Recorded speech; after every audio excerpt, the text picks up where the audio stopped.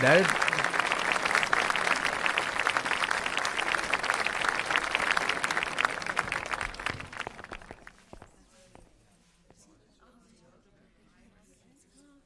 Ladies and gentleman, बागबान किसी introduction का मोहताज नहीं। इसके ऑथर का बुकर अवार्ड से सम्मानित किया जाना अपने आप में बागबान की सफलता की कहानी कहता है।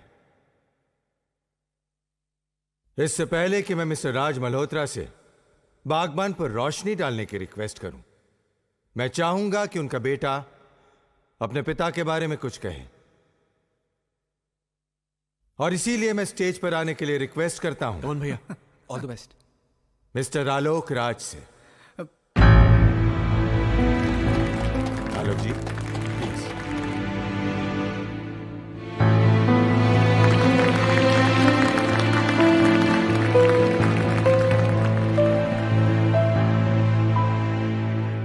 Good evening.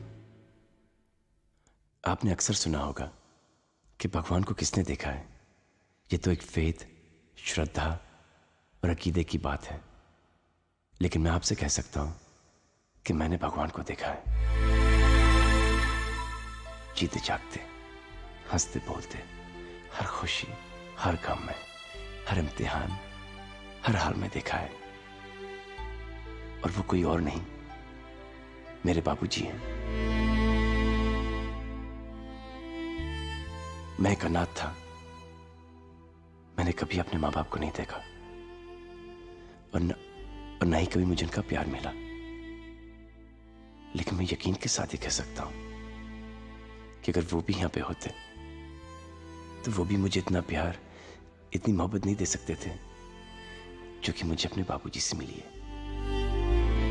मुझे मेरे बाबूजी से बहुत कुछ मिला है, तो मैं उनसे कुछ नहीं मांग सकता, लेकिन मैं भगवान से एक चीज जरूर मांग सकता हूं कि वो अपनी दुनिया में मेरे बाबूजी जैसे लोग हमेशा बनाते रहे।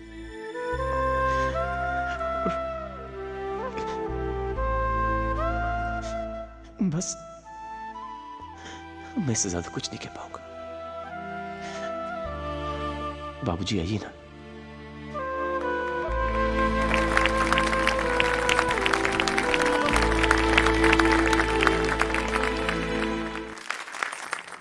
देवियों और सज्जनों, आपने मेरे बारे में अभी जो कुछ भी सुना उस पर बिल्कुल विश्वास मत कीजिएगा। आलोक मेरी तारीफ इसलिए करता है क्योंकि वो मुझसे बहुत प्यार करता है, और वो प्यार इसलिए नहीं करता क्योंकि मैं बहुत एक अच्छा इंसान हूं या मुझ में कई गुण हैं। वो प्यार इसलिए करता है क्योंकि वो खुद एक अच्छा इंसान है। देखिए, मैं कोई लेखक नहीं हूं। लेखक तो सोच के सागर में डूब कर न जाने कैसे कैसे मोती निकाल लेते हैं। मैंने तो बस वही लिखा है जो जिंदगी ने मुझे दिखाया। बागबान मेरे बारे में या किसी एक इंसान के बारे में नहीं है। यह किताब है बीते हुए कल और आने वाले कल के बीच फैले हुए सन्नाटे के बारे में। यह किताब है एक पीढ़ी और दूसरी पीढ़ी के दरमियान टूटे हुए हर पुल के बारे में। यह किताब है झुके हुए उन कंधों के बारे में जिन पर बैठकर कभी कुछ बच्चों ने जिंदगी के मेले देखे थे। यह किताब है कांपते हुए उन खाली हाथों के बारे में जिन्होंने अपने बच्चों के नन्हे हाथों को पकड़कर उन्हें चलना सिखाया था। यह किताब है लरसते हुए उन होठों के बारे में जिन पर कभी लोरियां थीं, मगर अब बरसों से खामोशी।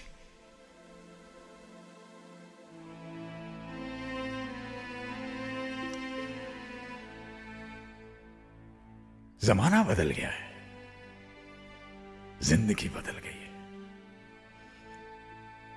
हमारी उम्र के लोग याद करें कैसे बेकार के रिश्तों और बंधनों में उलझे रहते थे हम लोग। बाप के चेहरे में ईश्वर देखते थे हम, मां के चरणों में स्वर्ग दिखाई देता था।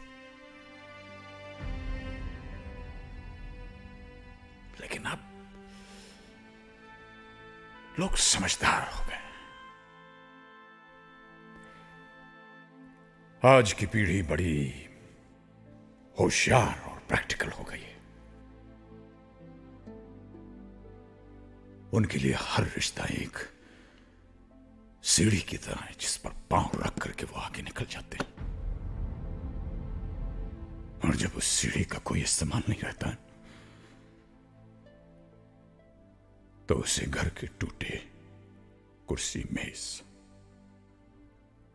टूटे फूटे बर्तन, फटे पुराने कपड़े, कल के अखबार की तरह रत्ती समझकर किसी कबाड़खाने में फेंक देते हैं। लेकिन जिंदगी सीढ़ी की तरह ऊपर नहीं जाती। जिंदगी पेड़ की तरह उगती है। मां बाप किसी सीढ़ी के पहले पायदान नहीं होते। मां बाप जिंदगी के पेड़ की जड़ है। पेड़ कितना ही बड़ा क्यों ना हो जाए, कितना ही हरा भरा क्यों ना हो जाए, जड़ काटने से वो हरा भरा नहीं रह सकता।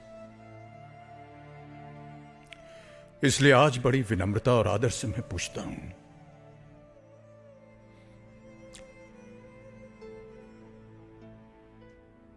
कि जिन बच्चों की खुशियों के लिए एक बाप अपनी मेहनत की पाई पाई हंसते हंसते उन पर खर्च कर देता है, वही बच्चे जब बाप की आंखें धुंधली हो जाती हैं तो उन्हें कतरा भर रोशनी देने से क्यों कतराते हैं?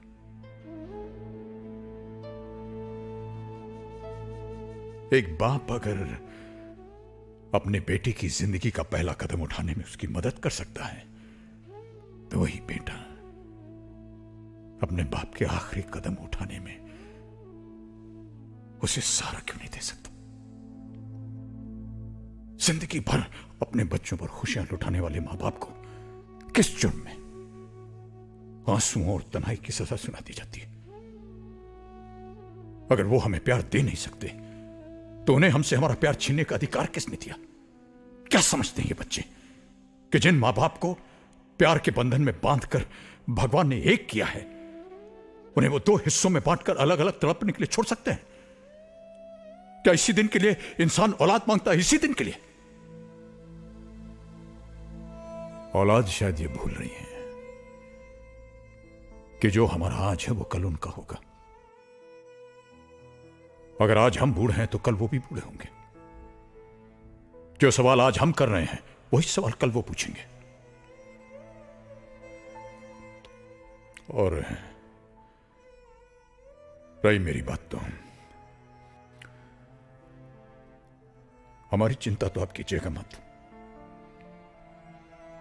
क्योंकि अगर हम उन बच्चों को पाल पोस कर बड़ा कर सकते हैं जो न चल सकते हैं, न बोल सकते हैं, न कुछ समझ सकते हैं, तो हम अपने आप को भी पाल सकते हैं।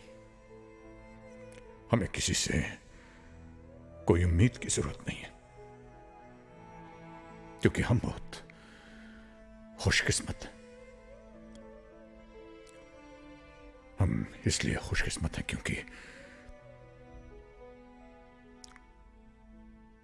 क्योंकि हमें जीवन ने एक ऐसा हम सफर दिया जिसके साथ चलते चलते रास्ते आसान होते गए, जिसके साथ चलते चलते उलझने सुलझती गई, और वो हम सफर है मेरी पत्नी।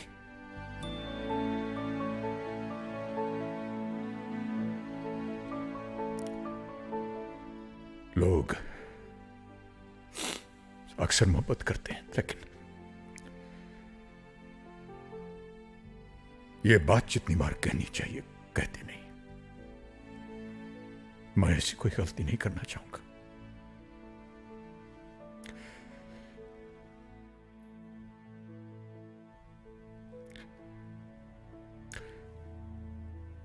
पूजा, मैं तुमसे बेहद मोहब्बत करता हूं, बेहद मोहब्बत। Thank you for being there. तुम हो तो हम हैं तो सब कुछ है, वरना कुछ नहीं, कुछ भी नहीं।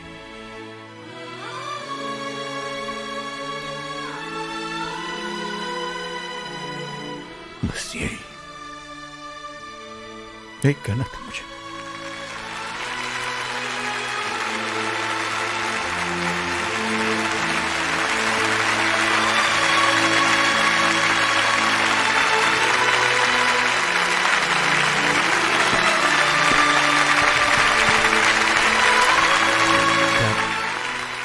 Dad, we are sorry. Please हमें माफ कर दीजिए। डैड, हमें माफ कर दीजिए प्लीज। राज साहब,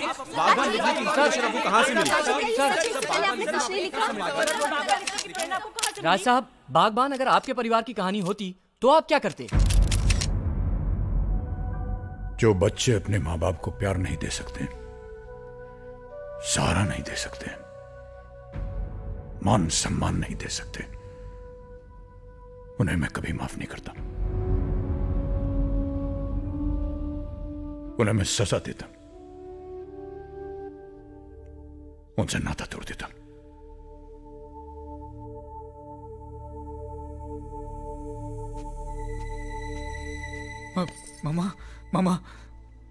मामा, मैंने तो सुना था कि माँ हर हालत में अपने बच्चों को माफ कर देती है। आप हमें माफ नहीं करेगी प्लीज? हाँ, एक माँ के नाते शायद अपने खून को माफ कर सकती हूँ, लेकिन एक पत्नी होने के नाते अपने पति के उन आंसुओं को माफ नहीं कर सकती जिनकी वजह तुम सब हो। कल का पता नहीं, आज तुम सबको देने के लिए मेरे पास कुछ भी नहीं, माफी भी नहीं।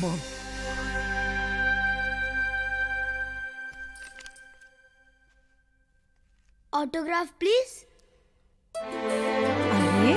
अरे राहुल, पायल, come here, पायल बेटा,